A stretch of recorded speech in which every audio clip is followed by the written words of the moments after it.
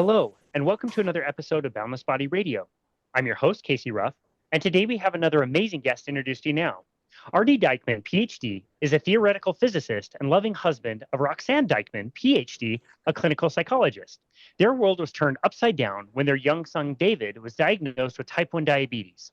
After following conventional dietary advice for this condition that led to uncontrollable blood sugars, dangerous hypos, and many sleepless nights, R.D. discovered the work of Dr. Richard Bernstein, a medical doctor who has used a low-carbohydrate diet to control his own type 1 diabetes for more than 50 years and pioneered some of the most groundbreaking research on low-carbohydrate diets for diabetes in the modern era. Through working closely with Dr. Bernstein and as a founder of TypeOneGrit online community, RD has helped provide thousands of other individuals and families living with type 1 diabetes with information to reduce the threat of complications and attain the truly normal blood sugars that all type 1 diabetics deserve. TypeOneGrit is an amazing Facebook group of type 1 diabetics who are following Dr. Bernstein and his protocol, which consists of a very low carbohydrate diet, no grains, no sugar, no starch, and no fruit to normalize blood sugars. R.D. Dikeman, what an absolute honor it is to welcome you to Boundless Body Radio. All right, man. Thank you very much. It's such an honor to host you. There's certain episodes of podcasts. I listen to podcasts all the time, but there's certain episodes that always really stand out to me as being quite special. And I will never forget the episode that you did on Dr. Sean Baker's show. I don't always listen to every episode of his, but I generally really like what he does. And for whatever reason, like that's one that I remember listening to. I remember where I was listening to it the first time, hearing you get so fired up about your son almost dying before you even knew what was going on. And it really like struck home how difficult type 1 diabetes is to manage. And so I just have to say, like, after hearing that, I believe it was January of 2023, I've been trying to follow you and your work and get on top of learning more about this because this is a crazy issue.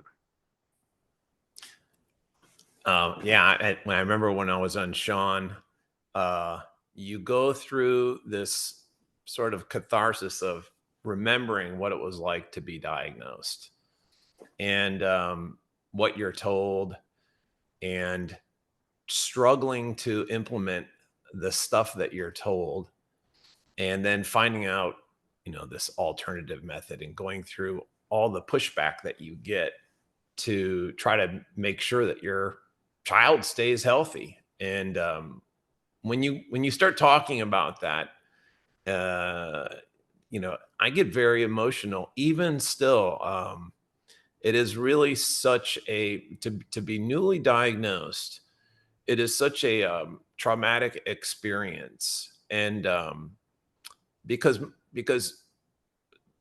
a large fraction of the time, people that are newly diagnosed have a child who is in mortal peril, and your life changes completely after your child is diagnosed. So when you remember those times, it is an emotional experience, and there's something interesting about grieving as a parent of a newly diagnosed type 1, because right away, right out of the gate, when you're diagnosed, it's kind of like having a newborn in some sense. When you go to the hospital with your wife and you give birth, 24 hours later, you bring that newborn home and everything is different, right? And type 1 diabetes is the same. It is a 24/7, 365 experience. And it's all over you right at the beginning. So when you think about that, even 10 years later, I'm doing it right now. It is a truly traumatic experience, and there is no time to grieve. You have to perform immediately because of the condition demands that. Wow. Well, I think our listeners can tell by listening to your voice, and the people watching on YouTube can see clearly on your face, the emotion does hit home for sure. You can kind of understand a small fraction of how emotional this would be and how this would have gone for you. I would love to take credit for this. It was your idea, so I'm going to give you all the credit for it. Today, we decided we're going to create a kind of resource maybe for people, parents especially, who have children who are just diagnosed, where I'll try to be asking the best honest questions that I can. I also have a list of questions that people from the TypeOneGrit page and your page have put on there, and they are, questions from, honest parents who are trying to figure some of this stuff out. So we're going to try to cover that. I think that was a great idea, and I think that would be a great resource for people out there, and nobody better to explain how the dynamics of this work. I recall you on one podcast saying, like, yes, you came across Dr. Bernstein's work and his book, and it was huge, and it's a big encyclopedia, but it's also not the, like, do this, do that, practical, this is what you need to do today. You had to kind of discover that on your own. So I think you're going to be a really great resource for that. So I'm looking forward to this conversation today. But obviously, first, I would really love to hear your personal story. I think the audience would really love to understand how this all came to be. Again, I've heard you describe this as like it drops off a cliff so quickly. And like you said, like, you don't have time to try to figure out what's the best way forward. You have to act very quickly. So do you mind taking us through the story of, Yeah. David, your oldest, excuse me, and his diagnosis? Yeah. It is. It is.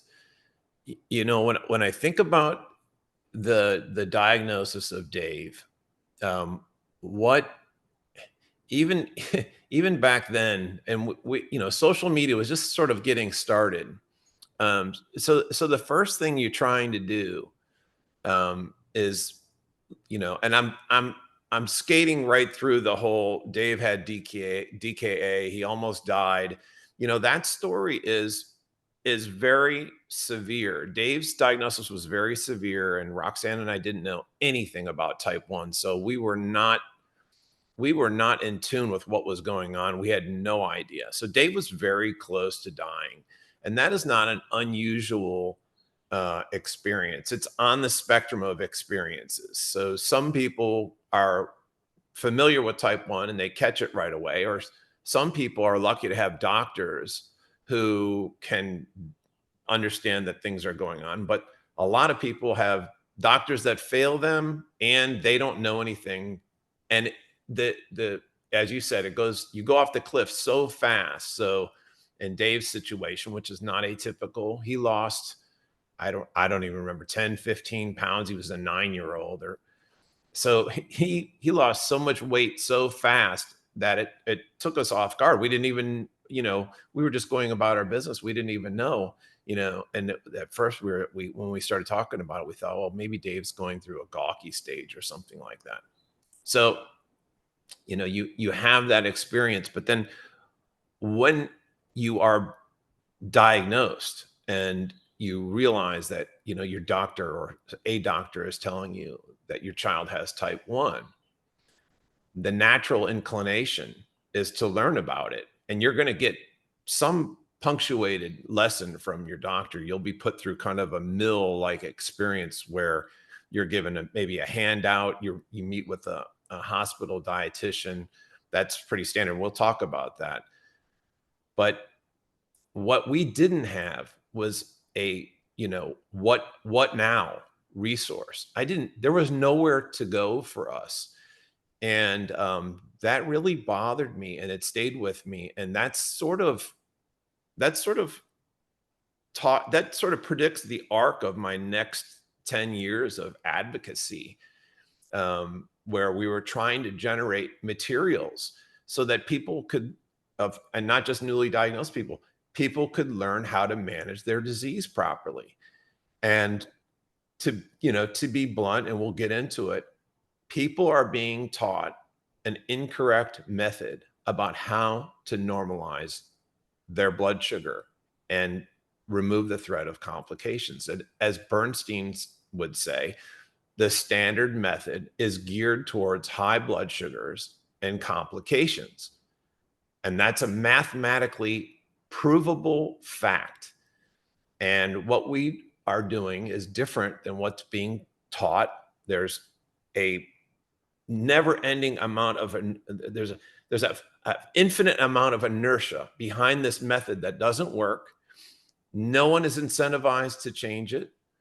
And you have to go outside the boundaries of the standard practices to learn how to save your child from complications of diabetes.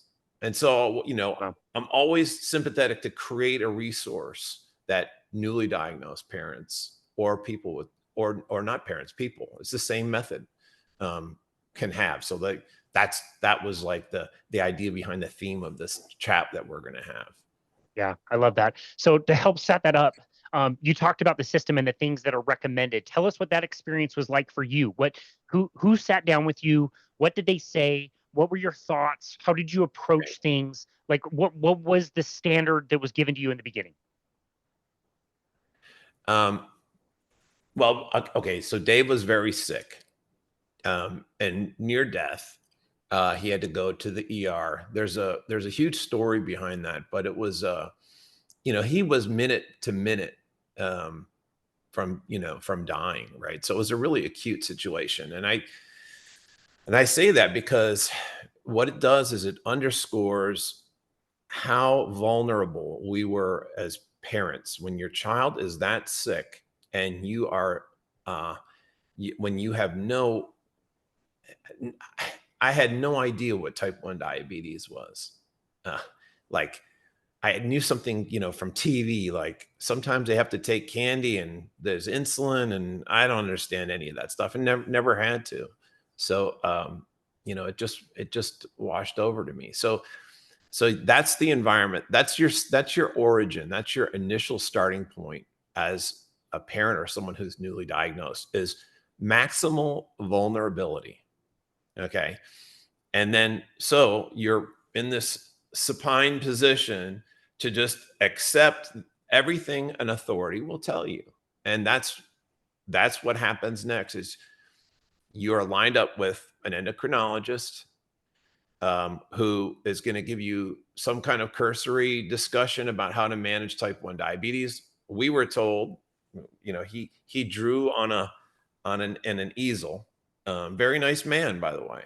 He drew on an easel. You know, carbs make your blood sugar go up. Insulin makes your blood sugar go down.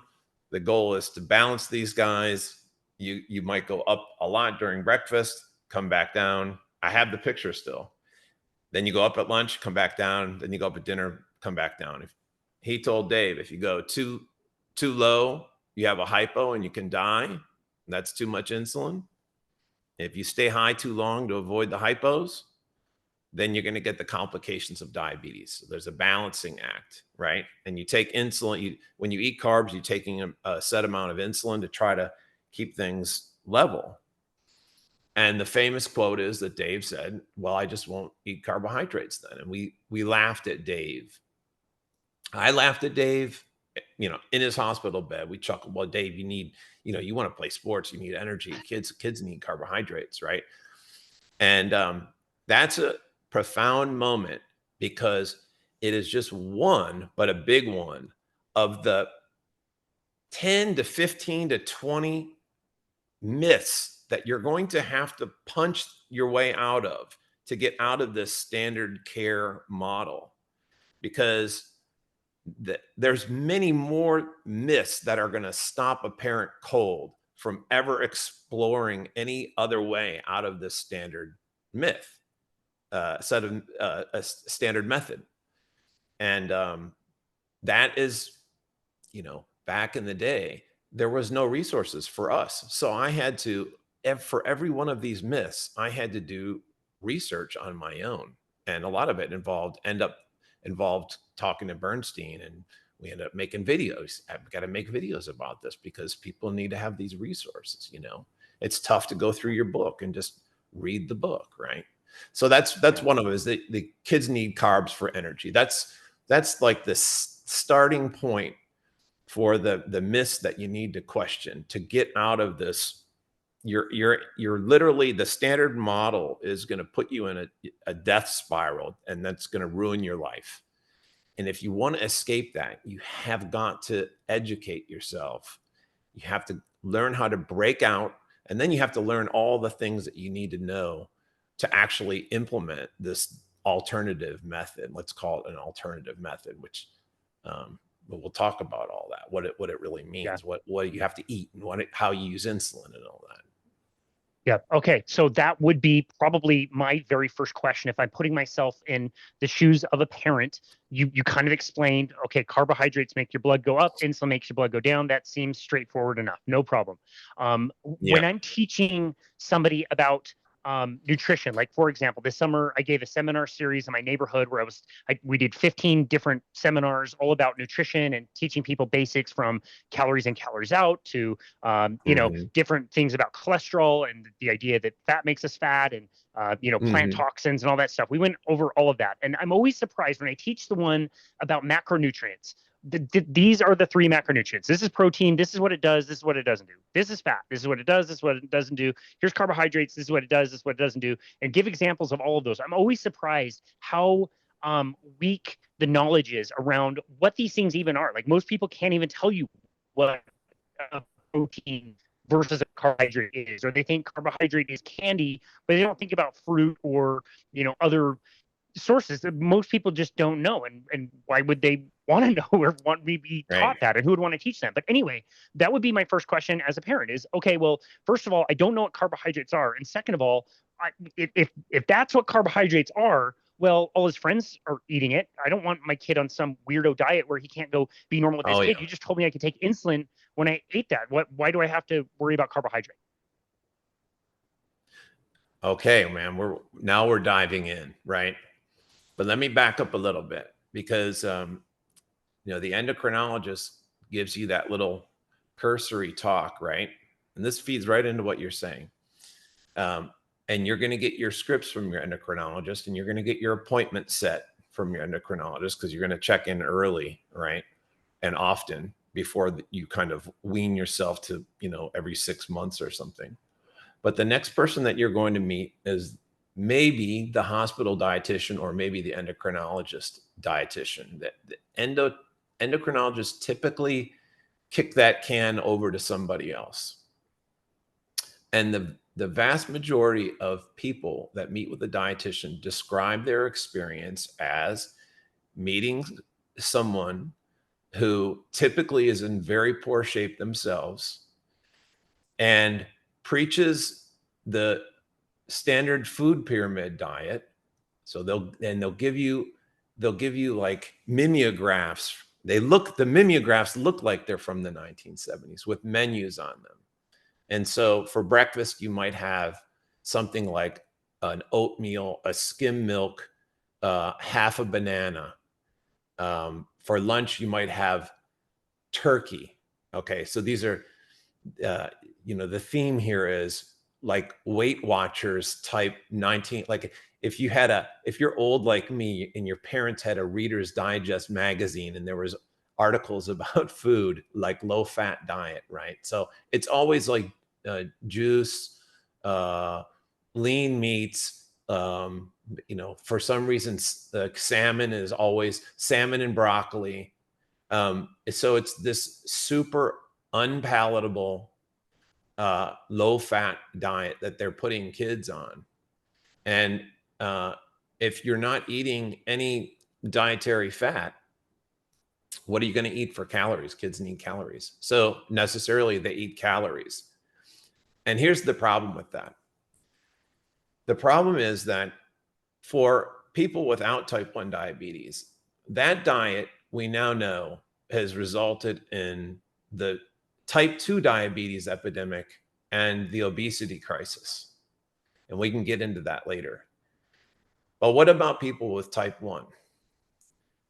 People with type 1 have to inject insulin to cover the meals that they eat. One thing that you're told early on, which is one of the myths that you have to get over that we discussed earlier, and we're going to bring these myths up all over again. One of the myths you're told is fundamental to the structure of the standard model of type 1 diabetes treatment, which is carb counting. Simply put, you have to add up the amount of carbohydrate you have to eat, you're going to eat, and then you somehow determine by grams, okay, how much insulin. And the idea is that if you have skill at doing this task, you should be able to match the two things up and your blood sugar should stay flat. Okay. So that's the method. So there's a couple of things that are interesting there. First of all, we're going to go back to Dave's initial comment, which is why I just won't eat carbohydrate.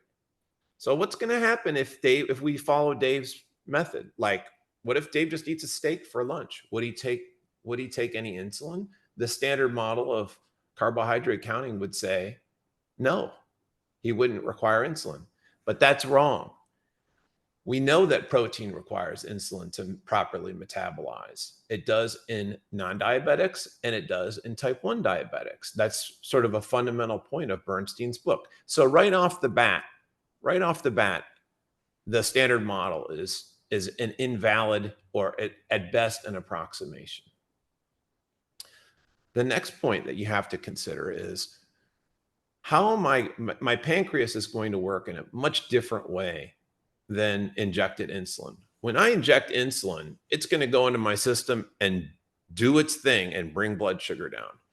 My pancreas, the beta cells in the pancreas that secrete insulin, they're constantly, because they're glucose sensitive, they're constantly measuring your blood sugar and giving the requisite amount of insulin, secreting it to keep the blood sugar in check. So you have a feedback mechanism as a non-diabetic to cover these foods. But what happens if I'm eating a big load of carbohydrate and I take some insulin and I've miscalculated because I'm not smart enough? I'm saying that sarcastically. What will happen is I will have a hypoglycemia event. And so the question then is, does this method that they're teaching you work? Can you get good at it?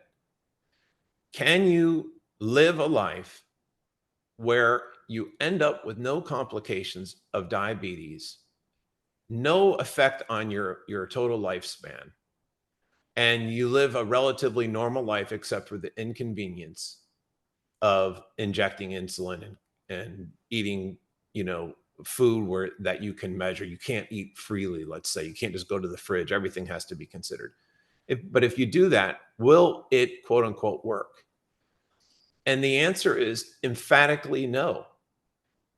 This method that kids are being taught and people are being taught doesn't work. Kids with type 1 diabetes that follow this standard model average an A1C of around 8%, which is an average blood sugar of about triple normal levels. It's an average blood sugar of around 200. And it's not a constant 200. You're going high into the 300s, and then you're going down to the 40s. It's this, we call it the blood sugar roller coaster. That blood sugar roller coaster causes over 100 complications of diabetes and will shorten a child's lifespan by more than a decade. That's the research. You will not be told that. You have to learn that on your own. We've left this information. We'll leave it in your podcast, but this information is all over the place now. You just have to seek it, and you have to get your head out of the sand. Okay, so this method doesn't work. Not only that, but what's happened in the last 10 years is that the type 2 diabetes epidemic has hit the type 1 diabetes community. So kids now with type 1 diabetes have more obesity, higher obesity rates than non-diabetic kids, where it's already a national catastrophe. So not only are the kids getting inflammation from constant chronic high blood sugars, but they're getting fat, they're becoming obese, and they're developing double diabetes. This is the standard. My son, and by the way, when you introduced me, the most important thing in the introduction we left out, which is that my son has had diabetes for over 10 years. He's had an A1C of 5.0% or less and average blood sugars in the 80s and 90s. But he takes plenty of insulin. There's no cure here. We work on that 24/7. We can get into that. We work 24/7 on his diabetes management because that's just the nature of the disease, right? So you contrast Dave's experience with the standard experience of the type 1 child. And you would think, and Dave's been very vocal, he was on Sean Baker too. You would think that Dave and me would be held up by the standard American Diabetes Association, JDRF, all these organizations beyond type 1 that you're going to see when you become, in this type 1 community. You would think, oh, Dave's going to be the keynote speaker of every diabetes event or every diabetes charity event. They're going to hold him up. Look what you can do with this disease. Nope. The standard model of diabetes and the industry that's behind it will try to suppress the voices of people doing well. They will not tell you what the consequences are. And so that's why we're making this podcast, right? Wow. Okay. So that would be then my next question. I'm going to read this word for word from one of our mutual friends, Michael Fitzpatrick. His question, again, word for word: why are type 1 diabetics told by the doctors to aim for blood sugar and A1C levels that are abnormally high? And at what A1C do we start seeing complications? And then I would add to that, what complications are we talking about? Because if I don't understand blood sugar and I hear that, your blood sugar, Dave's blood sugar is in the 80s and his A1C is 5, okay, well, my son has type 1 diabetes and it's averaging 180. Like, so what? What's the big deal? What are some of these complications, and how tightly controlled do we need the blood sugar to be to not get those ranges? Because I also think a lot of the pumps that you can get, aren't they automatically set to keep you at 180 and you can't even like manually set them lower for some weird reason? Yeah, sort of. So yeah, let's get into that. Okay. So now we're going to get into the specifics. Okay. So first of all, what's a normal blood sugar? A normal blood sugar, if I tested my blood sugar right now, my blood sugar would be around 83 milligrams per deciliter. Okay. And I want that blood sugar to be 83 when I wake up, before I eat, while I eat, after I eat. There's no benefit. There's only downside to having your blood sugar elevate. Okay. So you'll commonly hear, well, it's normal to go up to 140 and then you come right back down. Okay. That may be normal if you're eating the standard American diet, but it's not optimal. We know that elevated blood sugar starting from normal levels is a continuous risk factor for diabetic complications.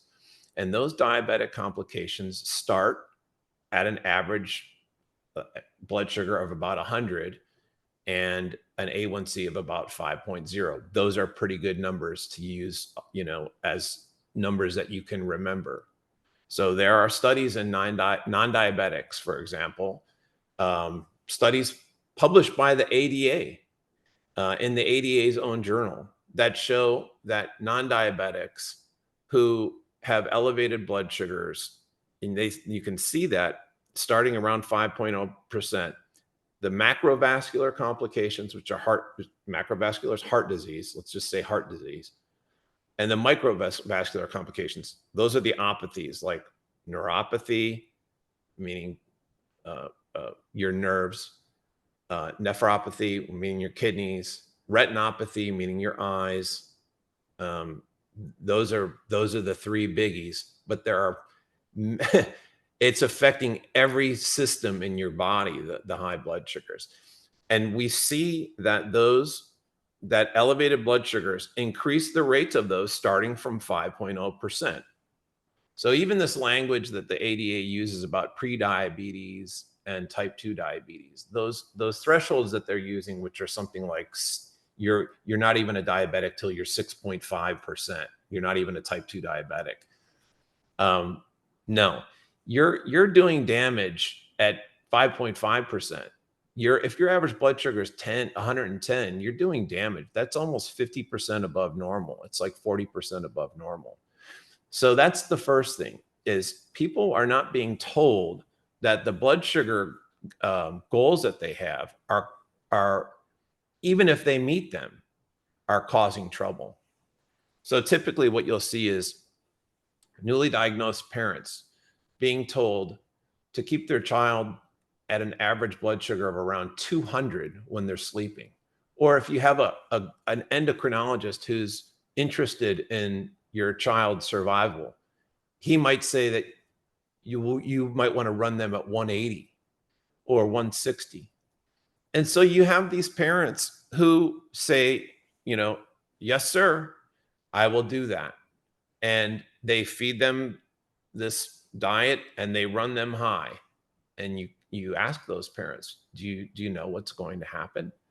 And they get angry. And they get angry because either they realize that they've been lied to, or, once you accept this paradigm, once you accept this high blood sugar narrative that you've been given, it's sort of like you go into some sort of trance where you do anything you can to stop from questioning this narrative, and that goes back to the initial trauma that you experienced. Is you accept the authority guidelines and you go with it, and because there seems to be no way out, right? Wow. Same for the child too. Yeah. Wow. Okay. So the doctors run you high for totally understandable reasons.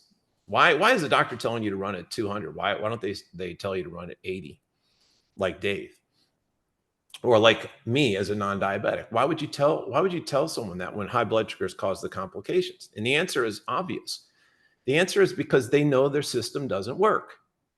They know that if they tell a kid to run at a blood sugar of 80, the fluctuations that their system is causing the child are so massive that they know that eventually they're going to kill that kid. Their blood sugar is going to go so low that the kid is going to seize up. So, and they don't want to do that. They're going to get sued, of course. So what are they going to do? They're going to run you as high as they can get away with, so that you don't have these hypoglycemia events. And that doesn't work, by the way, because their method of trying to match carbohydrate with injected insulin creates so much instability that you're more prone to hypoglycemia anyway. But they don't know any other way, right? Wow. Kids need carbs. Yeah, right. And you're giving me a great idea. Like, I don't score very many goals in hockey. I need to make the net way bigger and I'd score way more goals. Like, if you change the goalposts, if you change the rules to include more people because the standard doesn't work, that's right. I'd get more goals at the very least. That doesn't mean I'm a better hockey player because of it. So Casey, there's something called time in range, which is a new, since I got into the diabetes world because of Dave's diagnosis, that's a new phrase, time in range. And time in range is an industry phrase. And they're telling type 1 diabetics, instead of telling them how to normalize their blood sugar, they're telling them to run high. They're saying the range is up to 180. Okay. Now, you and I are if you and I were running 180, that's like double normal. That's at or above the renal threshold where your kidneys start pumping out glucose in your body. So your whole metabolism becomes deranged at that point. Yet the diabetes industry is telling you that's in range. And not only that, they're telling you that it's acceptable to go above that 30% of the time. You're allowed to go above 180. So there's your goalpost analogy. The diabetes industry is telling diabetics to run high rather than question their method of how diabetes is managed. That would be, I guess, understandable if there was no alternative, but an alternative exists, and it's not the alternative. And we should talk about this. This is not some niche thing. The alternative, the work that we did in TypeOneGrit, we have hundreds and hundreds, thousands of people who are normalizing their blood sugar. We have had Harvard professors study and publish papers on our group. Our most notable paper is a paper in the journal Pediatrics, which was the most popular paper of 2018. And Pediatrics is a big time journal. And that paper was covered in the New York Times. So this is not some niche, this is, we're not like doing astrology and playing with crystals over there. That's the alternative word could bring that about into your consciousness. What we're doing is, I'm a physicist, remember, what we're doing is physics. We're doing real science. We're approaching this problem of normalizing blood sugar as a scientist does, and understanding the mathematics of injected insulin and how it works. And we're using it in a way that does allow for normal blood sugars. And we should get into that. Wow. Okay. Yes, definitely. Yeah, you caught my attention as a naive parent. You just caught my attention with the hyperglycemia. That doesn't sound great to have blood sugar very high. You also caught my attention with hypo. If it goes low and my kid could die, like that's not great. So you got my attention there. But you've also said some things that are either confusing to me or like I've never heard before. So maybe this is like tinfoil hat time. You mentioned the American Diabetes Association. You mentioned guidelines. You mentioned a phrase I've never heard before: diabetes industry. Diabetes Right. industry. What are you talking about? Like it's diabetes, control. I'm working with my doctor or my endo, and we're trying to control this. What do you mean? There's an industry, a diabetes industry, and you're mentioning the American Diabetes Association. Like they're not helping you. It's one of the most common questions we got on the list as well. Is like, why are you mentioning these things? I thought these are the people that are trying to take care of me and trying to give me the best information. And like you said, it's not new information. It's, we're not reading tarot cards or anything. Like this is scientifically proven and it's out there. What's the disconnect? What's the problem there? Diabetes industry is a term that I'm using to describe what I have witnessed and experienced in the diabetes world. And in the diabetes world, you have pharma, which is generating, the insulins, the medications. You have device manufacturers that are making CGMs and pumps. You have charities that are supposed to be doing research on curing type 1 diabetes. You have paid diabetes advocates who work for those people. And then you have these professional associations that are made up of, some kind of board where, they have maybe some doctors or something like that who are making guidelines. And what I see is this cabal is working hand in glove together. So, like the advocates, for example, you might go, oh, I want to go to a diabetes event. There's an event in my neighborhood. And there will be. And so you click on the event, you're starting to get spammed with stuff because somehow it got out that you're diagnosed, right? So you're going to start seeing stuff come to you, right? And you're going to go to this event and you'll take notice. You'll see a sponsored list at the end. Learn about diabetes, and then there's a sponsored list at the bottom. There's some like drink, and then there's some pharma company, and then there's there's a dozen. It's sort of like the race car driver with all the logos, right? All the industry logos. You're going to see all that stuff, right? And so I talked earlier about this incredible inertia behind the standard model, right? And That's what it is. And this is that sort of cabal is interested in propagating this industry, right? And what is the goal of any industry? The goal of an industry is to make profits. And who's going to be more profitable? A sick person who uses a lot of insulin, or a healthy person who uses much smaller doses of insulin, right? So that's Correct. in this situation. So we talked to Bernstein about it. Bernstein has a great line. When I say, is that the reason why? Is it all just money? And he will say, the situation stinks from every direction. And I believe that that is one of the problems. It's not the only problem. A situation as messed up, well, you said we could swear. So as effed up as this type 1 diabetes situation is going to have many root causes for explaining why it's messed up. The profit motivation is one of them, right?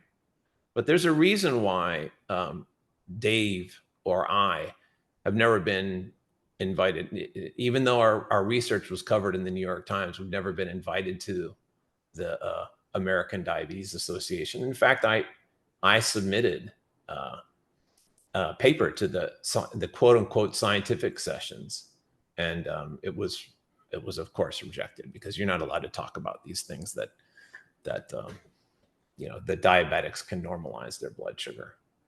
But that's part of the reason why the situation stinks and from every direction is the profit motivation. There are other reasons too, and they're worth noting, right?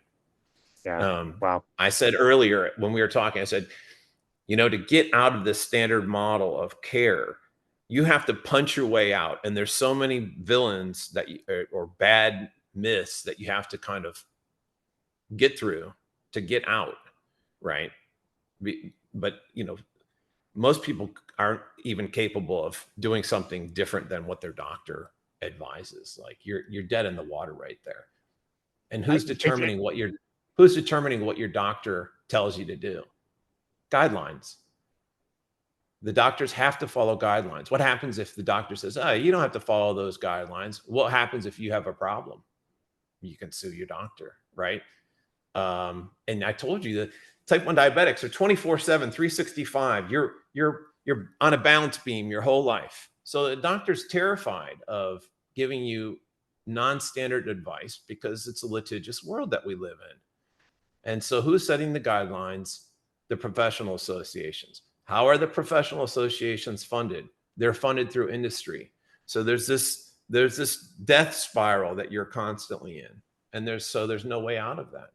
So what you'll see is people who do escape, and they have kids that are running normal blood sugars. Most of them have very contentious relationships with their endocrinologists. Their endocrinologists, at best, refuse to be interested in, how are you doing this? Right? So we just went through 10 years with Dave, with his endocrinologist. He understands Dave's A1C is 5.0. And through 10 years, he never really was interested in what Dave was doing. It was like, that's the best that you're going to get. You're certainly not going to get anybody who actually understands how to normalize blood sugars, right? We should talk about how to normalize blood sugars. We'll get to that point eventually. But, I'm trying to set people up for understanding that there is a huge mountain that they have to climb just so that they can see the light at the end of the tunnel, right? Yeah. And if they don't climb it, and they're going to have to climb it on their own. We had to climb it on our own, but we left so much residue. And it's a different world now. You can seek this stuff out. You can Google low carb type 1 diabetes. You can find low carb groups on social media. So the information is out there. At the beginning, I would have said, we can't blame the parents.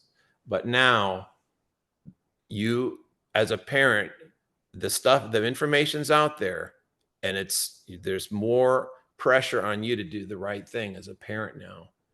Yeah. Well said.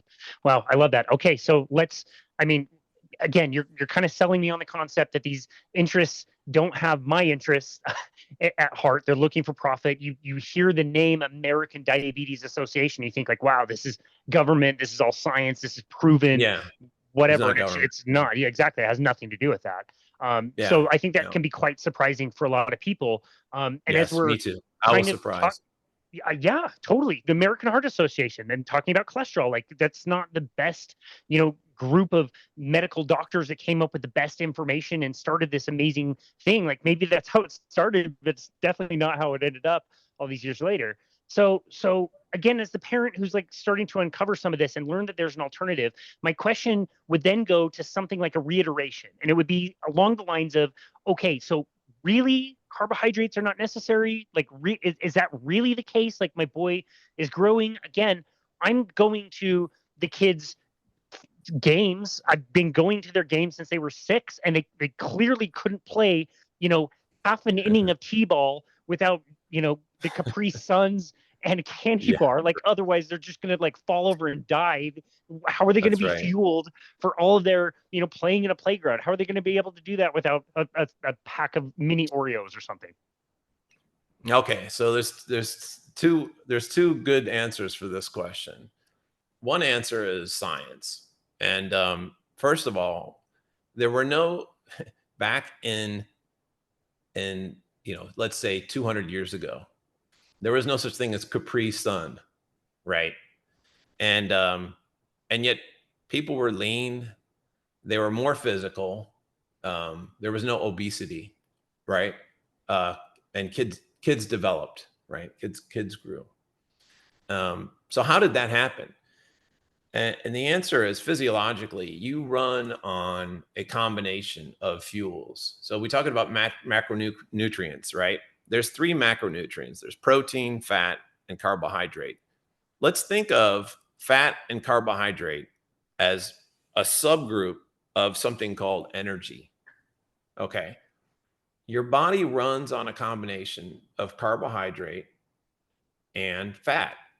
If you eat all carbohydrate and no fat, your body will run on glucose, which is carbohydrate. If you eat no carbohydrate and only fat, your body will shift its metabolism and run on fat. Okay. That's called the Randall cycle. So that's how both of my sons played sports. My non-diabetic son eats low carb to support his brother. Neither boy ate over 20 grams or 30 grams of carbohydrates a day since Dave was diagnosed. They eat fat, and the fat principally comes from the protein foods. When you're eating a piece of steak or a hamburger, it's not just protein, it has fat content, and that's the fat that we're using for dietary energy, right? You think of a donut as carbohydrate. It's not only carbohydrate, it has fat in it, right? So, and you use that fat for fuel. Fat is fuel, okay? So that's the technical reason. So then the question is, well, is that optimal? Like, can you play? Maybe you can survive, but is it optimal? And for that, back in the day, I didn't really know the answer to that. We had to take the leap. It didn't make sense that Dave would do better with carbohydrate and roller coaster blood sugars than he would with fat and normal blood sugars. In fact, we would see him when he would get up in the 180, 190, 200, he would be exhausted, and he also would be unable to control his emotions. I saw him in a basketball game. Even as a low carber, you can go up to 200. I mean, this is not an easy thing. He was playing in a basketball game. He went up to 200 at halftime, and he had to walk off the court and go outside. And I went out, I followed him. I said, "Are you okay?" And he said, I just feel so crazy right now, right? Because he's not used to having high blood sugars. So that's the questions, like, well, should I still be stuffing him with the Capri Suns and the Rice Krispie treats to give him some quick energy? Or is he better off at 80 and, having a couple pieces of chicken a few hours before the game and using the fat in the chicken thigh.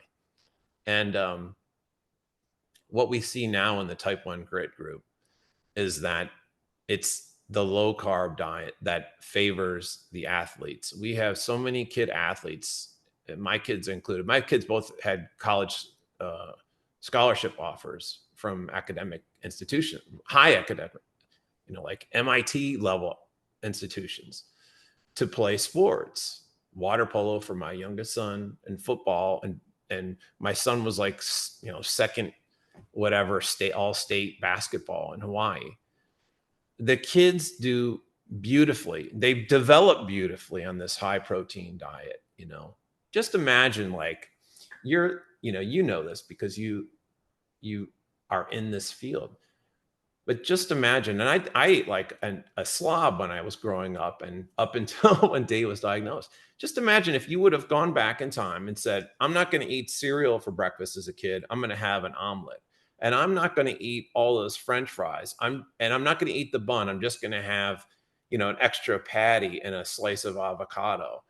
What if you ate like that your whole life? You'd be, damn, man, you'd be ripped by the time you got 20. You would look like a Greek god, right? Instead, I was always kind of fat.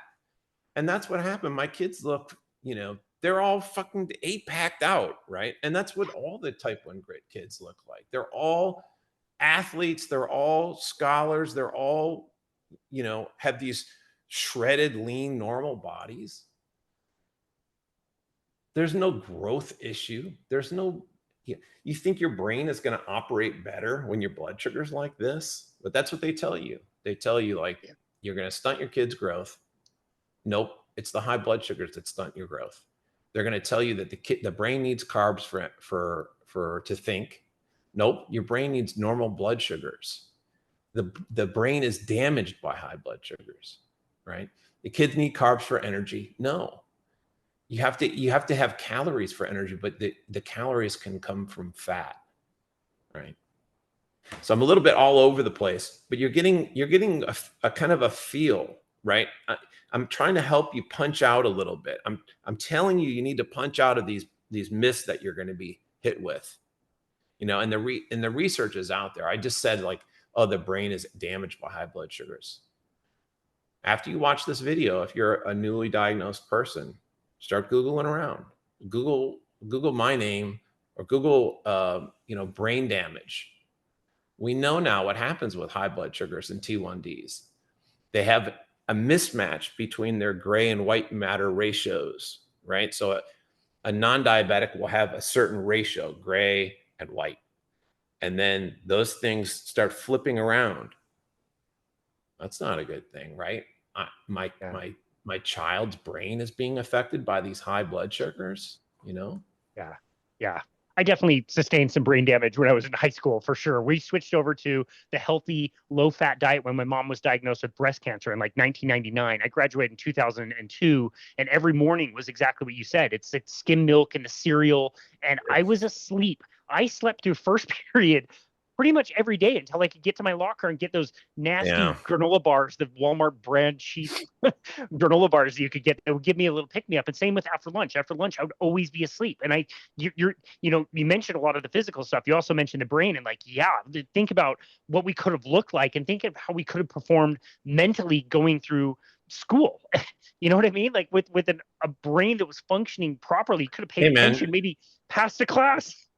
I was born in the middle of the food pyramid, and eggs were something you should not be eating eggs. I dutifully ate a bowl of total cereal with skim milk and orange juice for breakfast every day because, like, people say, oh, well, no one really follows the food pyramid. Bullshit. I follow the damn food pyramid because I didn't want to get heart disease from eggs. Which is here's another myth you have to punch out of, right? Is that heart disease is diabetes, right? And diabetes is high blood sugar. You're not going to get heart disease from eating eggs. Now, I think people are awake to that now. That lie has been exposed. If you're believing that lie now, you are misinformed, and you probably don't feel like you're on certain ground. But 20 years ago, that was a fact. You had to eat whole grain grocery bread. You had to have vegetable oils. All this stuff that we were told, I think people know now. But when Dave was diagnosed, we didn't know that. We got to switch to Right. vegetable oil. You got to eat, skim. Never give him, cream. It's like the opposite. So everything you're Yeah. told nutritionally as a type 1 diabetic is wrong.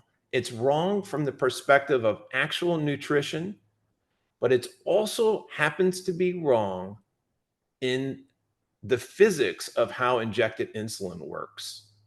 And that's the next real, when you're going through this as a type 1 diabetic, even if you find a doctor who's, aware of things nutritionally, there are just these technical details about how to use insulin in a low carb context that is not going to be well understood, right? So Yeah. that's where Bernstein comes in, and that's why we made those Bernstein videos. Is you're still going to have to learn all these technical details, right?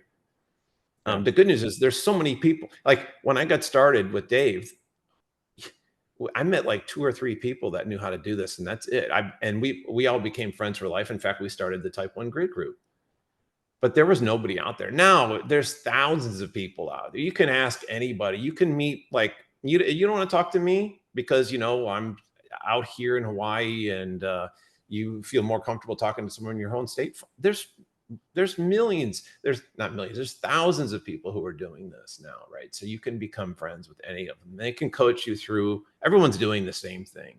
They can coach you through the how to cover meals. Like, how do you cover that steak? You just want to eat a steak. How do you cover it? Do you need any Yeah. insulin? You sure do. So, we're You mentioned, punching out. We're yes, punching we're out, punching out. Casey, of this standard model. Yeah, That's the we're key. You punching got out. to punch. You got to punch out. Yeah. Yeah. And I like what you said, that the idea is getting out there about things like fat. In particular, I think once you start to dance around cholesterol, it gets a little bit more dicey, and people are still a little bit confused because the message just keeps giving double down and double down and double down, and they want lower and lower and lower targets for cholesterol. I would just say, Oh yeah. if the people listening to this podcast have probably already punched through that one and understand that the fats are not causing the heart disease, the cholesterol is not So, necessarily the problem. But that must have been scary for you in the beginning, right? well, yeah, because again, this is the barrier. This cholesterol issue is a big one. And here's the bottom line. Let's avoid, look, the literature is all out there. Let's avoid getting into the deep science. That we can go there, and that's out there. But here's the bottom line. I saw a study, I think girls in the UK who are diagnosed before, age 12 or something like that. Young girl, young type 1 diabetes. They're losing almost 15 years of lifespan. And you think, well, okay, so you're going to live to 85 instead of into 70. But the thing is, like I talked to Bernstein about this. He said those people aren't like just losing a few years of life. When they turn about 50, they're living through some significant agony. They're not able to exercise properly. They're not able to digest their food properly. They're in pain. They have claudification of their so there's a whole litany of diabetic complications that you're going to develop. And the thing is, you shouldn't be saying to yourself, well, that's the way it is. At least I'm avoiding heart disease by avoiding the eggs. These complications and these early deaths are not being caused by these girls in the UK eating spinach omelets for breakfast. They're caused by high carbohydrate diets, causing roller coaster blood sugars 24/7, 365. The heart disease and type 1 diabetics, the enhanced mortality rates, the early deaths, the complications, they're not caused by eggs. They're caused by high blood sugars, right? And we know the physiology behind how these complications occur. We know what happens when your blood sugar goes high. We know the mechanisms, right? But again, like these are things that you're never going to hear from the diabetes industry. You can go to all these sponsored conferences. You can listen to the same paid diabetes advocates. They don't know anything about how to normalize your blood sugar. They don't know anything. Oh, watch your cholesterol, they'll tell you. As if cholesterol is the reason we're having diabetic complications. Right? So you got to punch your way out. And the industry is designed to make that hill steeper. You're not just punching your way out, but you're inside this bowl and you're going to fall back down. No one's going to help you out and they're going to shove you back down. They're going to scare you. Oh, protein is bad for the kidneys. Fat diets are going to raise cholesterol and cause heart disease. Okay. You know what's bad for the kidneys? You know why the dialysis clinics are popping up all over the place? Not from the spinach omelets. It's because of the high blood sugars in diabetes. The heart disease, the same thing. It's from the pre-diabetics. You can look at the heart disease rate for as a function of A1C. It goes sky high as soon as your blood sugar starts rising from zero. And you mentioned cancer with your mom. My dad died of brain cancer too. The same damn thing. Guess what happens? All cancers rise as blood sugars reach the non-diabetic levels, not the 6.5%, but as soon it's a continuous rise from normal. All cancers, all cancer rates, right? And they want your kid running 180 and eating the food pyramid diet. When all their patients are at an A1C of 8%, and the majority of their kids are now obese in their practice. But hey, Bananas. That's what you're going to get, right? So you got to Bananas. punch your way out. Yep. Your kid's life is on. You're going to destroy your kid and destroy your family if you follow this advice. Okay, now I'm getting fired up. Yeah, this is what we're after. I love it. No, in 1961, number one killer of Americans comes out of nowhere is heart disease. Okay, great. So we changed the recommendations. We get to the food pyramid. We get to today. What's the number one killer of Americans? It's heart disease. It's the same thing. And we have all these other epidemics. It's insane. The one thing you could say is like, oh, well, hopefully we change the diet and we have less heart disease. We have obesity and diabetes and Alzheimer's and dementia and all these other things. We didn't even fix the original problem, let alone all the other problems that came with it. It's ridiculous. Is now a good time to kind of get into the brass tacks of how we're managing this? Or are there other myths or lies that we want to cover before we get to like, okay, how do we do this? As I'm a parent, you got me on board. I'm fired up. You're fired up. I want to do this the right way. Is there anything we need to discuss before we get to that? Casey, we have not mentioned the biggie. There is the number one thing that's going to stop you from succeeding at getting out of this mess that you're in. And this was something that Bernstein mentioned to me, but it didn't really set in. And let me put it this way: this conversation that you and I are having, and if you, let's say you knew Dave, if Dave was here, Dave is like he's like the nicest. All these TypeOneGrit kids. It's not just Dave, right? I'll brag on my kid all day, but they're all like spectacular. They're doing spectacularly, right? They understand how to control their condition, right? And that's a huge quality of life thing. By the way, that is like, I met this kid in Washington, D.C. when I was doing stuff with JDRF, and I had lunch with him because we were all in this group, and he was in high school. Dave was a younger kid, and I was talking to him. He wanted to go to a really good college. I can't remember what, but he was taking calculus or whatever, and I'm a physicist, so I was like, did you learn that? Really smart kid. But then what was he eating? He was eating pizza and French fries, which is like an absolute disaster, right? And And there was a comment that he was making like, oh, I guess I'll do, 12 units for this, because he knew you could feel the futility. This kid knew that he was at the mercy of his condition. He knew that he was going to eat that food. He was going to take his insulin. He might be 400, he might be 40, right? So the benefit of doing this is that you're in control of your condition. Now, back to my point. If I let's say I take some of my friends, like, I don't know, that came to my wedding, that I went to high school with in college, and I tell them, and they know Dave, tell them what we're doing and stuff. They say, well, of course, right? That only makes sense.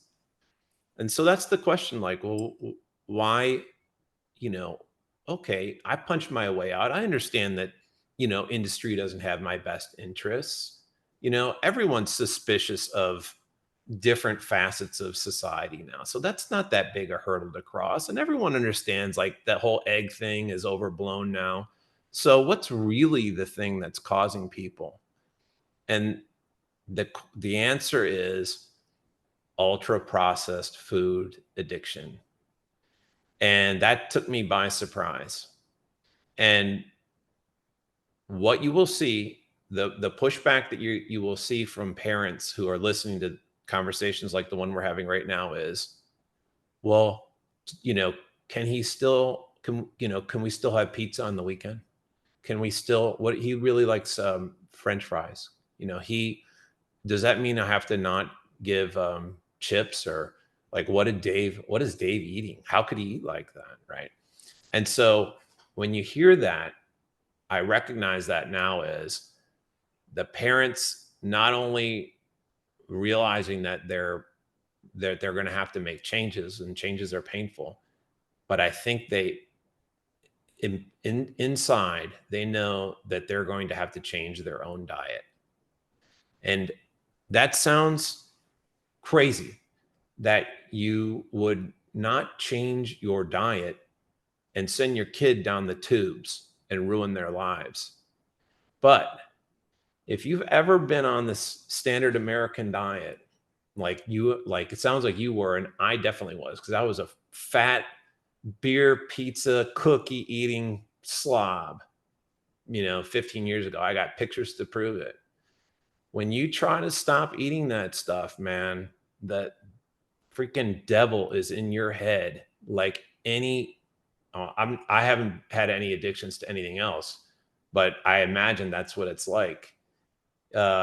You have these weird conversations in your head that creep up on you, trying to tell you, like, well, you could eat half the cookie, or you could, I have distinct memories like that. Now, my wife never had that, but people will not give up. They will not. They can't. Like, dude, there's so much obesity in the world right now. Do you think that these people actually want to be obese? It's like, I want to be obese. Like, that's why I'm eating so much. Nobody wants to be, like, okay, somebody wants to, but basically nobody wants to be obese, yet they can't stop. It's obvious that this food is addictive. So now here's the perfect example of, like, the proof. What's the proof? The proof is that no one will quit eating ultra processed foods, even if their kids' health is at stake. So, that is the thing. You have got to get this shit out of your house permanently. And that's the biggest challenge. There's all this other stuff about how to use insulin and with low carb, and how to make low carb cookies and all that stuff. And that's the sad thing, is you really aren't giving up much of anything, because there's a low carb alternative to everything. But people cannot break through. And it's not just like, oh, dumb people. I know, like, in this journey, I started working with incredibly smart engineers, and they're still feeding their kids cereal. And it's like, once I figured it out, it's like, oh, why are you feeding your kids cereal? And I was like, right? Or people get mad at you too. Like, there's been so much vitriol. You know, it's a classic attack the messenger, right? So, there's gonna be people that hear this video, and I'm gonna get a Christmas card, next year. You saved my kid's life. We've changed everything. but for every one of those, you're going to get 10 haters, you know? Those are the people, those are the crabs in a, look, it's a bowl, right? You know that phrase, crabs in a barrel? That's another thing that you got to punch out of. It's everybody who's not succeeding, that's succumbed to this standard method. They don't want you to do better. If you do better, it's proof that they're making a mistake. So they want you and your kid to fail. You have got to find people who are like Dave, and it's not just Dave. You've got to find those. You've got to find a new tribe, right? That's another thing. We're ending up with this nice conversational arc. We're ending up covering all these barriers, and that's certainly one of them, is a social pressure from this type 1 diabetes community.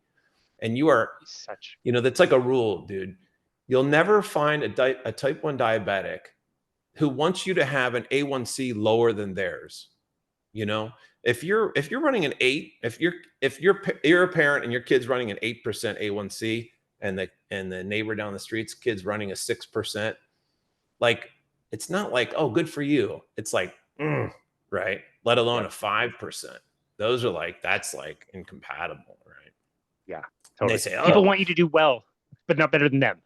Even, dude, that's it. That is it.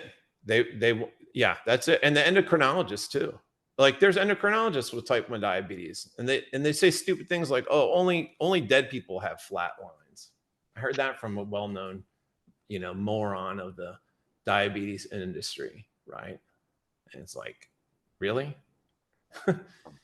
Actually, no. You want to have a normal flat blood sugar all of the time.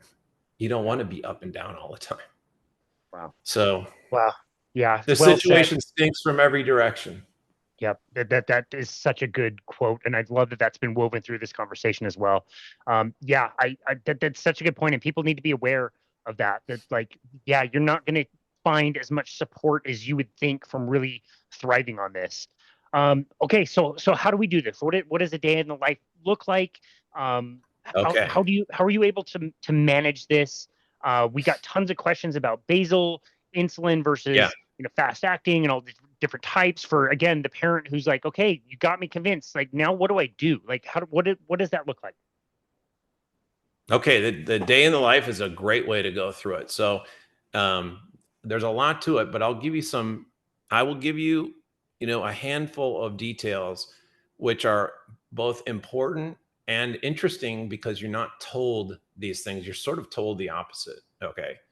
So first thing is, Dave started with a basal insulin. A basal insulin is something that you have to take every day, and it stops it's a long-lasting insulin. And what it does is it stops your liver from just collapsing and secreting all its stored glycogen, which is what happens in DKA. Okay, so it's your background insulin, right? And there are many different types of basal insulin. So Bernstein and Dave forever used insulin called Levemir. And Levemir, you have to inject. Now, this is something you will not be told. You have to inject 2 to 3 times, and in a specific sequence Bernstein recommends to get. But there's a little bit of trial and error to it. Okay, you might be told by your endocrinologist you only have to inject once a day your basal insulin.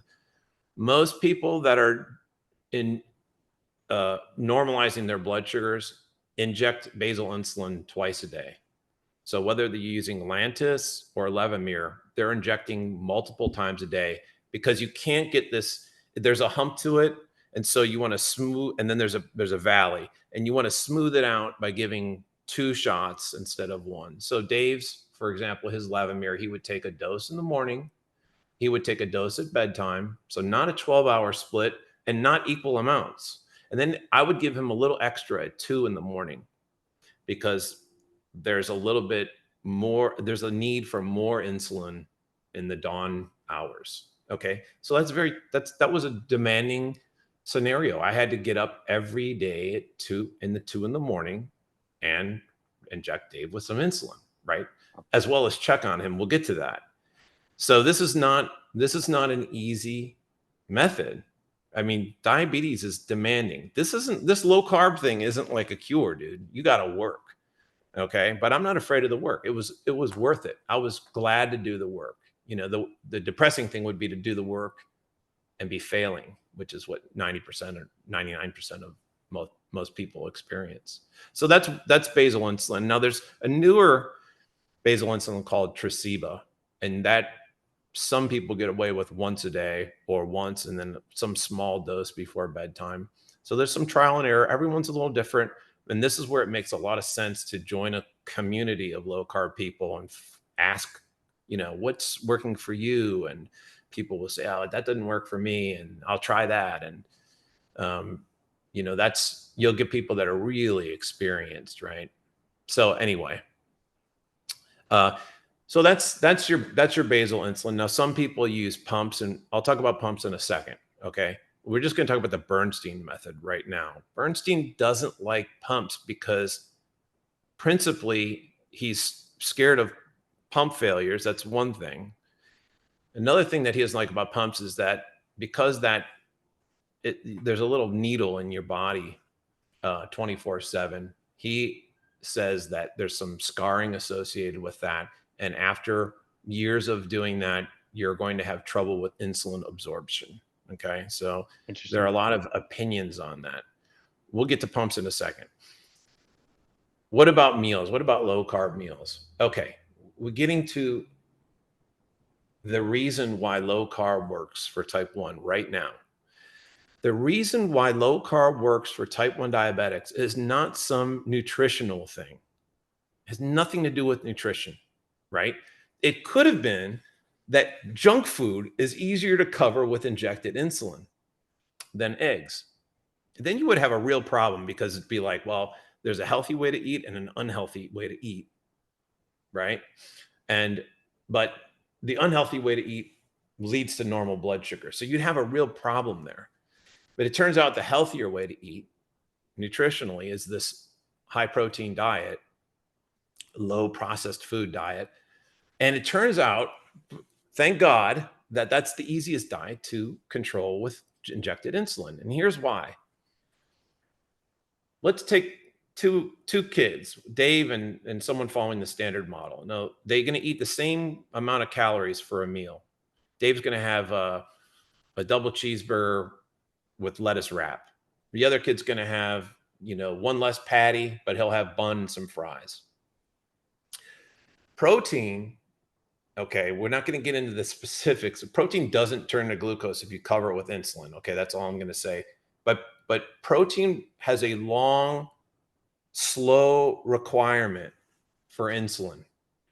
If Dave eats that hamburger without taking injected insulin, you'll look at his blood sugar. It'll go from 83, and then 4 hours later, it'll be like 250, right? If you don't give the kid who's eating the French fries and the hamburger bun any insulin, his blood sugar will be like 400 in about 20 minutes. So there's a rapid rise from carbohydrates that you don't see with protein foods. That's the trick, because if you've got a slow rise, you can use a slow acting insulin, and Dave will use, and Bernstein recommends using what's called regular insulin. It's an intermediate acting insulin. And your endocrinologist will scream at you that it's an old insulin and you shouldn't use it. This is another thing you have to punch out of to get your right insulin. But it is a slow acting insulin, but that's what you want. You want something where if the injection and the digestion don't quite match up, like let's suppose you inject somewhere in your body and for some reason it's 15 minutes slower than if you would have injected in your arm. And let's suppose you had a few more chews on the hamburger so that hamburger digests a little bit faster.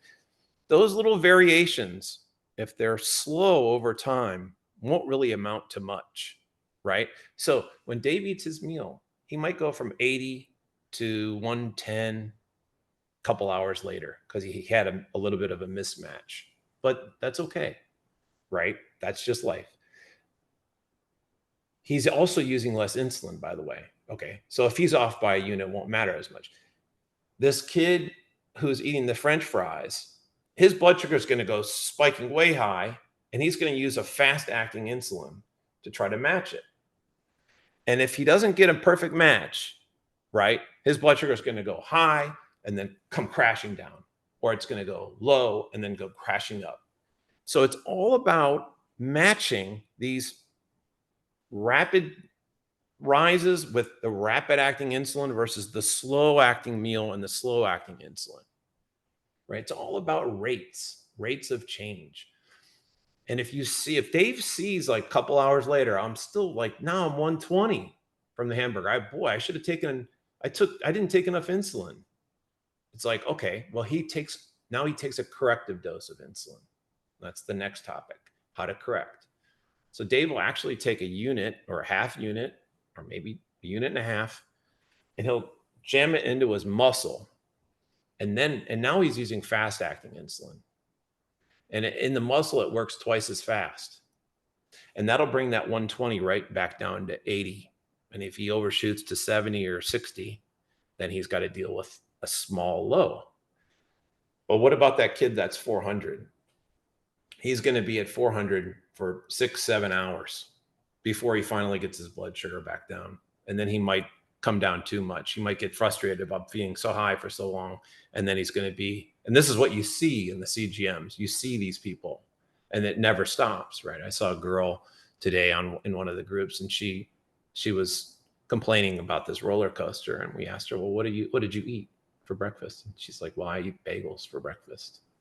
It's like, well, you can't, it doesn't work. You can't cover a bagel with rapid acting insulin. There's too much variability. Sometimes you're going to go high and sometimes you're going to go low. But the variability that's in these slow acting things like an omelet, first of all, the highs and the lows aren't that severe. And second of all, you can detect them and correct them. So like I said, Dave might be coming down to 70 or 60. Oh, but he's got a glucose tab, a few grams of glucose in his pocket. He pops a glucose tab. What about the kid with the French fries? He's coming straight down. It's terrifying, dude, because there's a delay on the CGM. So if you're coming straight down and you're like 110, you're 50 already. So that kid is going to the juice boxes. He's going, there's a panic. You're going to die. This is not the experience of a low carb person. Dave's never used a juice box once in his life. And he's never felt like he's on the precipice of death. You know, he's probably had literally in 10 years, he's had one bad hypoglycemia. And that's because of a miscalculation. And like he used the wrong insulin or something like that. He filled it up with, you know, like there's gradations on the syringe. He might've filled it to 10 instead of 5, you know. So mistakes happen, right? You got to always be on your toes, right? But he doesn't walk around like, I could die any minute. But that's the experience of someone who is eating the French fries and all that stuff. So you have to, so that's the bolus insulin. You have to use an intermediate acting insulin. And then the next thing is, it's a topic that's almost too big to cover, but I'll go over the diet. And the diet is essentially the main component of the diet is protein foods. So every meal leads with protein. So we mentioned omelets, we mentioned hamburgers, we mentioned chicken, we mentioned steaks, right? This is like protein foods. You're going to pound your kid with protein all the time. And the kids might, especially in their athletics, they might be eating 4 or 5 big meals of protein foods. And then Bernstein does allow for some carbohydrates, but it's only in the form of maybe nuts, or he likes fibrous vegetables. He believes that there may be some value in vegetables, right? There's a carnivore movement right now where people think that there's no value in vegetables, and maybe so, but he still allows for, you know, salads, but what he doesn't allow is, like you mentioned earlier in the podcast, no flours, no sugars, no sweet fruits like oranges and bananas. You know, you still have avocados and so on, and no grains. Right. You have to get rid of all that rapid acting stuff. So that's your bolus insulin. That's your basal insulin. We did corrections, you know, like a unit intermuscular. And this is all covered in the book. And then you take some glucose or liquid glucose in a measured dose. There's a chart in the book on how to do that. And then that's your diet. And that's it. That's it. So that's what you and essentially and then there's low carb recipes like Bernstein's in one of his recipe books. There's a recipe for a pumpkin pie with an almond flour crust, and people have now there's so much stuff out there for low carb recipe, and so we make low carb pizza, we make low carb cookies, we make low carb desserts, and I don't typically eat them because they're very fattening, but if you're an active kid, it's actually great because you need a source of calories, right? Mm. So at the end of the day, all you're really doing diet wise is getting rid of the ultra processed foods and then replacing them with protein foods. And Okay. then some low carb goodies, that's pretty much like, it's not as dramatic a experience, right, as It people sounds make it so out to much be. more simple. Yeah. And considering that those foods are going to be more satiating. So over time, I'd expect them to take in less and less of the meals, which reduces the times you need to manage that even further. That makes a lot of sense. You mentioned pumps. Is there anything you want to comment about pumps versus directly injected? Yeah. Yeah. So people do have success. I can't. It's. Well, let's just. I'll leave out the details of how to use a pump, but people have success using pumps for sure. And it would be interesting to see, uh, like in the Type 1 Grit group, let's pit the syringe users versus the pump users. I would suspect that there's pretty much. I don't think there's a. I don't see like a big difference in the blood sugars. And now people are using these automated loops. The problem with the commercially available loops is they don't allow you to run normal for obvious reasons. If they allowed you to run normal and you started eating pizza and stuff, you're going to kill yourself. So they have to protect themselves. But what people in Type 1 Grit do is they use these hacked systems. There's something called Loop and I think apps that people use. And Dave's experimenting with these things too. And his blood sugars are pretty much the same with the Loop. The difference is it helps him at night.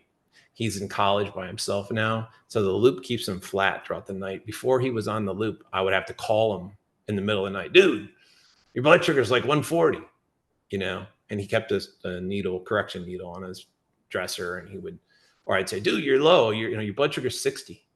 And he would drink some glucose. So that got a little bit old for him. He needed to sleep. And so, that helps him. The downside is that it's expensive.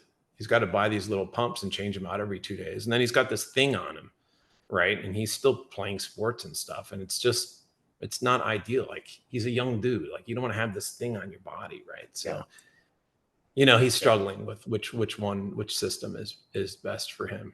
That's what I'll say about the pump is my opinion, is never get into a camp. Try everything. Don't be like, I use this basal insulin and it's the best, make the other one work, try everything. Because you're gonna find subtle differences that might fit your lifestyle a little bit better, right? Yeah, and we mentioned Dave's away at college now, and back to the punching out. I did mention that there's this peer pressure from people that aren't doing well, right? And Dave became kind of a notable figure.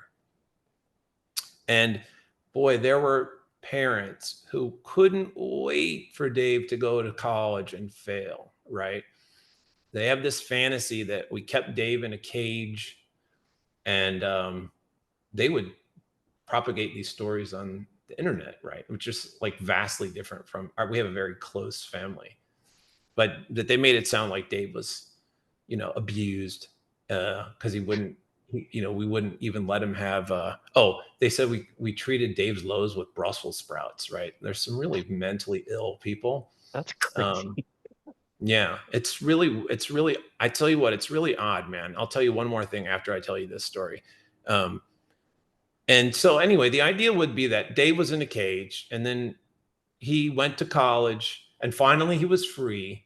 And then it would be just unrestrained cake and cookies and all that. But what we find in the Type 1 Grit group is that once these kids learn how to keep their blood sugars flat, none of them want to go back to eating junk food. They're not addicted in the first place, so they don't even care for it. And no one wants to be like this all day long. So why, Yeah. he's doing spectacularly in college. He knows how to manage his condition. So it's sort of like the fantasy of these parents is sort of the opposite. And then, because we're like public figures for the low carb community, and there are many other people like this, it's interesting to see some of the critics of Dave and how, because there are parents who were high carb parents and their kids grew up. And what I'll say, and these are not just, these are real advocates who run associations and are very vocal and have podcasts and stuff. And it's sad to see what happened to their kids. I have, Dave called me the other day and said, I just, charged, a bunch of money on your Visa card because I'm running the Austin Marathon. I said, do you really want to run a marathon? Because that's kind of catabolic. And we talked about that. He's like, yeah, I'm going to do it, but yeah, I'm going to eat more and I'll be, okay. But some of the kids that are, actually all of the kids who were so vocal at criticizing Dave, the kids are not doing well. They're heavy. And if you're a type 1 diabetic and you're heavy, the inflammation is like double because you literally cannot fatten a kid on this diet. So if you see a kid who's a type 1 diabetic and he's overweight, you know that their blood sugar is also out of control, right? So it's sad what's going on with these kids, but we're trying to get traction into the mainstream, but it's just, again, I can't punch in. You have to meet me halfway. You have to punch out a little bit. Yeah. Yeah. One of the questions we got was around how in a world so convoluted with so many different messages, how do we know the people that are telling the truth and the ones we should follow versus the ones that we should probably ignore? And it just seems like, to me, the way I'd answer that is like the people that are figuring this out are also, as always, anywhere in the low carb community, usually the most kind, the most willing to share, the most willing That's to true. help and set up Isn't that calls funny? or put out content or do whatever it takes to help anybody who wants it. Is that, what would you answer that question with? I would say that is definitely true, and that's interesting. I would also say that it's interesting. Right when Dave was diagnosed and we started doing this, that's when the CGM technology took off, and people started posting their graphs. And the Bernstein people were posting these graphs, dude, and they were all like flat, And Dave was like, when he was like 10, he was showing his CGM, right? Dave got a job at advertising for one of the CGM makers, the Biggie, and because he was such a cute kid, he was a quarterback, and he showed his Dexcom, and so he was one of the warriors for their industry, and people ratted him out, and he was dropped because they said, oh, he's under duress. They're whatever fantasy they don't even let him have pancakes or something. Actually, Dave's eating low carb pancakes. So yeah, it is like truly crazy. So I mentioned the CGMs. People started posting the CGMs in their social media groups. Guess what happens if you go to one of these type 1 parent groups and you start posting flat lines and saying, oh, my kid, you'll get thrown out of the group. It's unbelievable. In fact, this podcast, and we're going to leave it on my page. I dare you, if you're in a parent group, leave a link. You'll be thrown out of your parent group. The admins will throw you out because You should have a parade. You should have a day of the year named after you. You get kicked out. They will throw you out because they do not want. What was the phrase you mentioned earlier? People want you to do well, but never better than you. Never better than you. Yeah. Yeah. So when you're joining a type 1 parent group, click on the admin and take a look at what kind of shape the admins are in. And you'll get a good feel for how tolerated a healthy lifestyle will be in the group. Right. Wow. It's sort of like there's this weird thing. It's sort of like, we learned this when we joined one of the charities. It's like a misery pageant. And you have people who will get more attention in their lives from their child's illness than anything else they ever do. And that's not a good dynamic if the attention you're getting is because your child is sick. If your child is thriving, that's good that you're getting attention. Maybe you can spread information about that, right? Like if you're doing poorly and you're getting a lot of attention for how poorly your child's doing, that's a negative incentive and Wild. dangerous.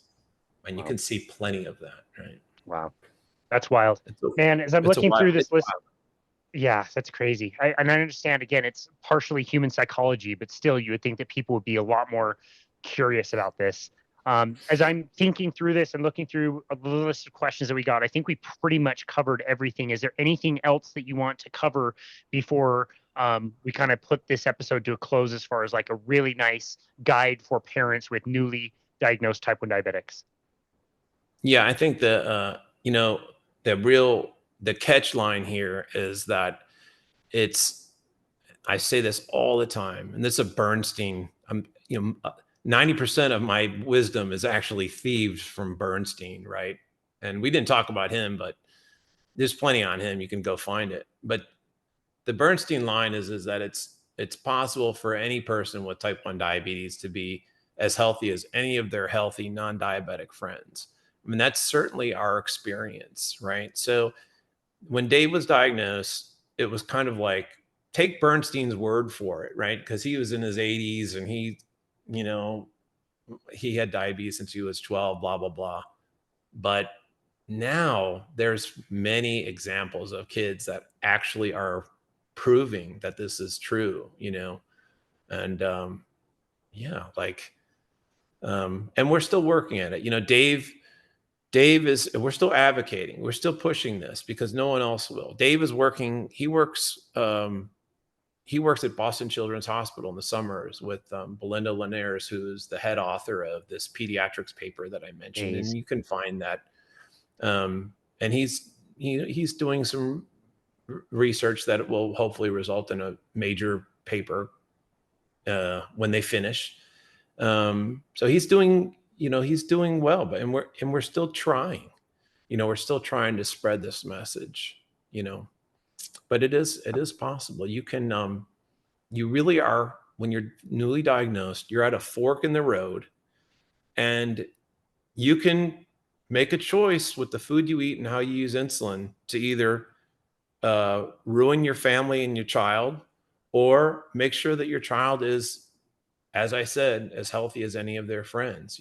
If you decide that you can do the work, you're gonna have to do the work either way. Yeah. Yeah. So If not healthier, I mean, yeah, such a big difference. There was one comment here, one last question. I thought this would be meaningful. We just hosted him, and obviously you know who he is, Andrew Kutnick. Just wanted to know, when you reflect back legend. over the last 10 years, what's that? He's a legend. Oh, he's a legend. Yeah, he's amazing. Yeah, he's such a stud. When you reflect back over the last 10 plus years navigating type 1 diabetes with your family, what do you think is the biggest lesson you have learned and didn't expect to learn when you reflect back? So I mean, a lot of that was covered. I will say this: I suspected, like, this is all that really matters. All those other things are sort of interesting observations. But I suspected, when we were told about how the blood sugar goes up and then comes down, and you take insulin to make it go down, I saw that plot, and I suspected that there was a way to get that plot to be flat. And we started doing experiments before we discovered Bernstein. And I could not make it work. I could not. We started with cookies, and I started to cut the cookie up and give little bits of insulin. And then we also used measured doses of oatmeal and fat, and I could not get it to work.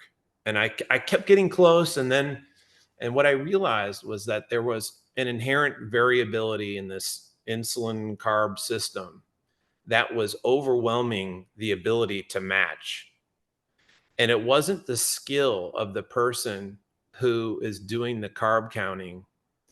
It was that it was an inherent physical phenomenon, this variability, which was too high.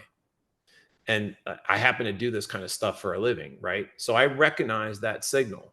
And about the same damn day that I figured out that that was the variability, the Bernstein book came in the mail. And you could tell, right? Because I opened the book and there it was, like the variability is going to overwhelm the ability. And I realized like there was a way out of this mess. And when I have two distinct memories. One was when Dave's diagnosed, and that creates an emotional trauma. But when we discovered this, when I opened that Bernstein book, I realized that there was a way out of this mess. I realized I was right, that you can keep the blood sugars flat, and that Dave wouldn't have complications and he would lead a normal life. And that's the second moment that is so pivotal. And I urge people to metabolize those ideas and realize that there is a way out of this mess, because that's all that really matters. So that's my answer to Andrew Koetnick, Dr. Koetnick, is that all that really matters is that there's a way out of this mess. Dude, I think we're going to have a hard time topping that. It was extremely well said. And in hindsight, very interesting that even Dave himself knew that the very first day, basically, like, well, I guess I just won't eat carbohydrates, ended up being true. So it's wonderful. Yep. RD, man, I've been looking forward to this conversation for a really long time. This was an epic marathon. You were willing to go a little bit extra time with us today, and we really are so grateful for you, and wanting to do this has been wonderful. I'm fortunate that I'm not personally touched by type 1 diabetes in my immediate friends and family group, but learning more and more about this and learning about the suffering that you're describing, it's so critical that this message gets out there. So I'm so grateful that not only did you manage the storm of all these people and the backlash and trying to figure this stuff out and punching your way out on your own, but to go out and like have the desire to share it and not shut up about it, I think is absolutely wonderful. So just thank you so very much for all of your work, and thank you for taking time to be on our show today. Where would you like people to go to find you, connect with you and your work, and where should people go if they want to get more information about this and join the TypeOneGrit page? Yeah, I would say now it's just thanks for your kind words, by the way. I take it to heart what you're saying. And I think now it's pretty easy to find, go to the TypeOneGrit Facebook page, Diabetes University on YouTube, start Googling low carb type 1 diabetes, and you're going to start seeing all the success stories. Reach out to somebody, reach out to me, or reach out to Bethany McKenzie at Let Me Be 83, join the low carb group on social media. Everything's been put in place for you to have success. There's no shortage of information anymore. You can find everything that you need. Buy Diabetes Solution, the book. It's a little bit impenetrable, but when you go out in the internet and use that book as a guide, it's going to be that much easier. But yeah, we've left a trail of breadcrumbs, me and a bunch of other do-gooders, and it's a vast amount of do-gooders to help other people. So it's not going to be hard to find this information anymore. It's amazing. Wow.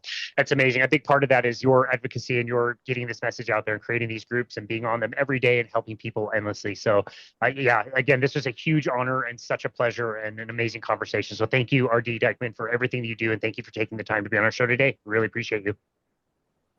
Great job, Casey. Thank you very much. Thank you so much. And this has been another episode of Boundless Body Radio.